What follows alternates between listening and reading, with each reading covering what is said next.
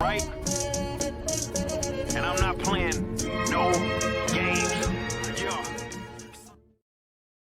Greetings and salutations. Let's talk comic books. This time, The Punisher. That's right. The good read, must read, don't read. I'm going to try to give you some advice on how to jump in if you like Punisher or you want good comic books. I'm going to give you something that I think is good, also something that is a must read. If you like comic books at all, if you love Punisher, I think these are things that you absolutely will enjoy. And then I'm going to give you kind of a don't read and give you some caveats on why I think it's probably not for you or who it could be for if it is not for you. So first off, let's do the don't read, because the don't read is probably the biggest caveat.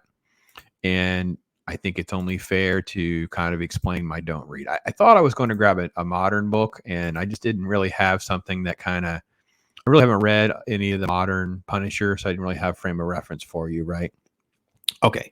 So this is a series. So when you read Punisher, I want to say modern, but recent comic books. So I'm going to talk about, a book that was from a while ago. This isn't like last year or anything like that. This is a while ago. And there's tons of people that like this story and modification. So, okay, what you're seeing is not Wolverine.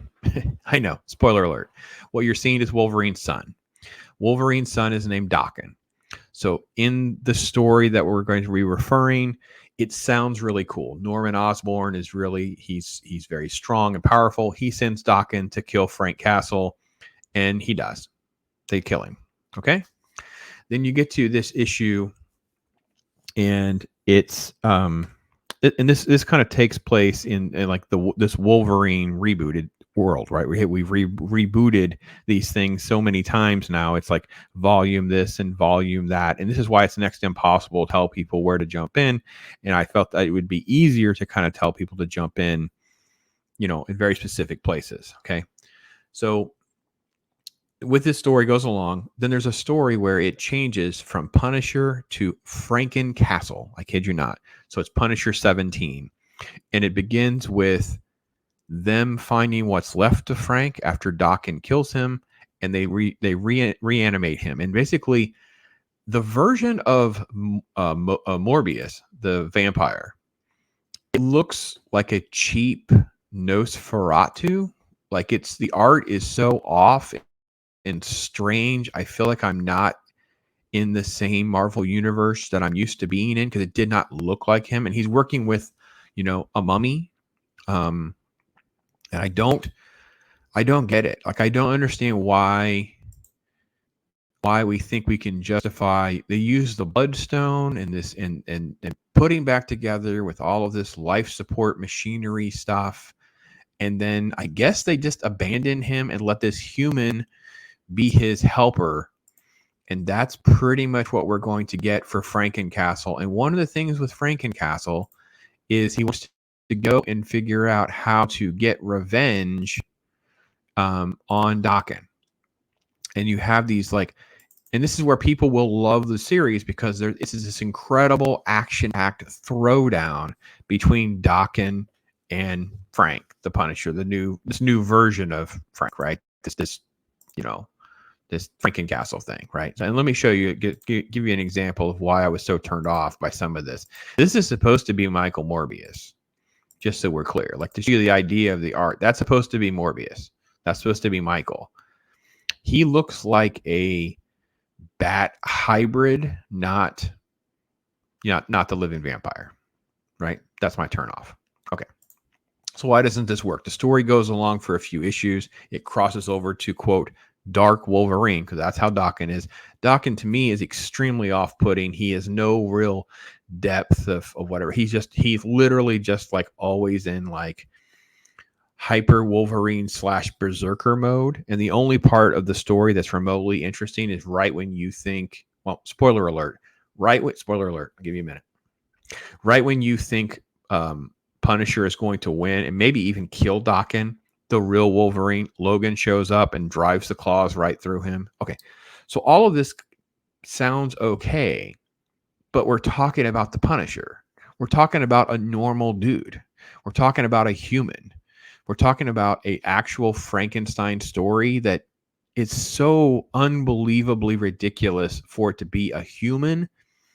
I wish they had tried something that could have worked within the X mutant community, or someone that had maybe some other healing reparative elements that could have made this work, or go supernatural where you have Ghost Rider type things where he can always heal, things like that.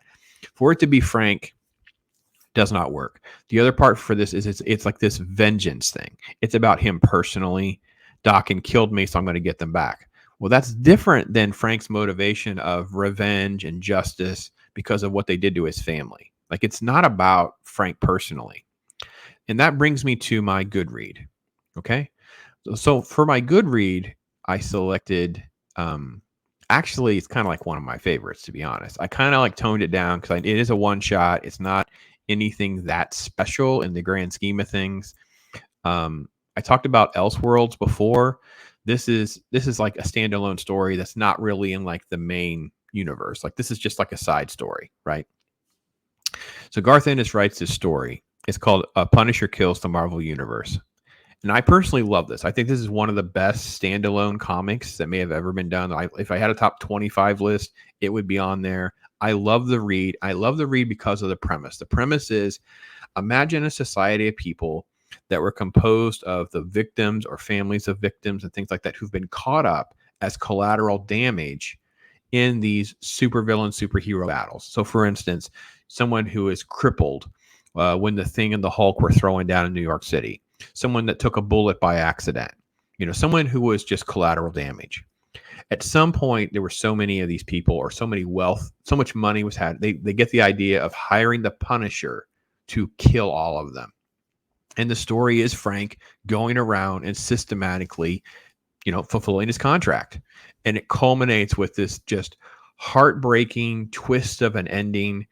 I think it relies a lot on you understanding some of the dynamics of, like, Daredevil and maybe Spider-Man or even Wolverine. I don't like the Hulk part, like how he kills Hulk, allegedly, those kinds of things. But again, its own standalone thing. It makes it a good read, not a must read. Like, I don't think it's a big deal if you don't ever read this. But I think if you just wanted something standalone, you can probably find this inexpensive at a local shop. It can be a little pricey at times because it's not. But I will say it's also a book that you can find in not good condition because it's got a dark edge. You can find lower grades on this one, and for a reading, and that would be a thing. So this is definitely a good read. And if you're interested in Punisher at all, or like those types of things, I think this was one that you will enjoy. Must read. Okay.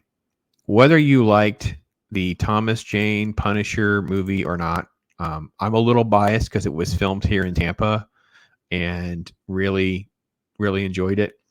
This is one of the go-arounds with Punisher because, Punisher starts just like many of the others, like had a limited series, and then it become, you get like its actual ongoing series, and then it gets started again in the 90s and things like that.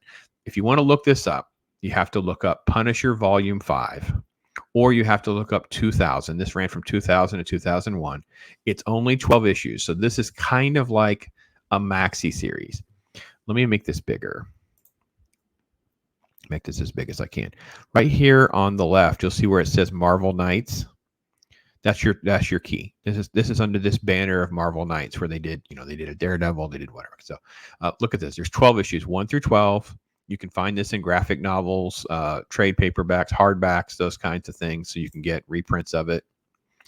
And this is there's a lot of inspiration here. Garth Ennis and Steve Dillon did this amazing work where Frank, you think Frank might have been dead. He comes back. He's taking on the actual crime bosses. It's street crime. It's violent. It's brutal. It's graphic. It's insane. It's unchained. And all it does is make you want more Punisher, which they do deliver by starting an actual series.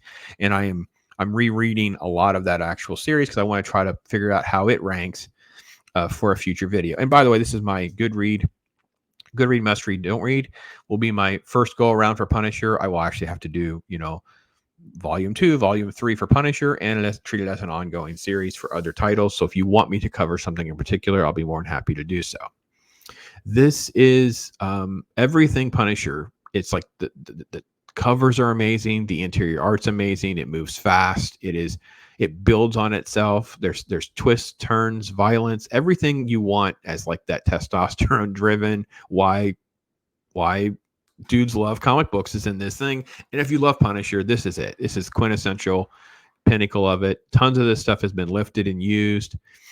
It is fantastic. I think John Bernthal brought the Punisher to life in a lot of ways, inspired by some of this, without sort of like taking it direct. Like it's not as direct, but it's fantastic. Again, it's 12 issues, so it's a pretty much manageable size thing that you can get. Again, it's been reprinted in various ways. The originals are probably not that expensive, to be honest. I didn't look them up. I can probably do that while we're finishing our talk, and kind of give you an idea of what the prices are kind of running at for these.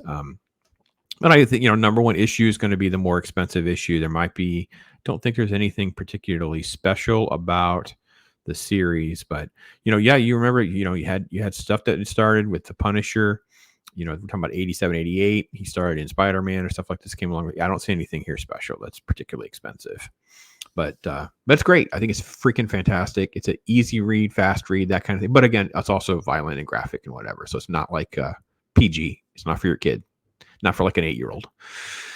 Okay. Those are my thoughts. Love your suggestions, love your feedback, love your thoughts. Everyone's asking, like, how do I jump in? Where do I jump in? What's good? What's not good? So that's the whole point of this. I will say this, that Punisher Kills the Marvel Universe is very close to a must read for me, but at the grand scheme of things, it's not really a must read. I like it a lot, with a couple of issues with it, a couple caveats. So anyway, again, thank you so much for being part of this. Thank you to all my members. Thank you for, enjoying the content, and, thanks so much.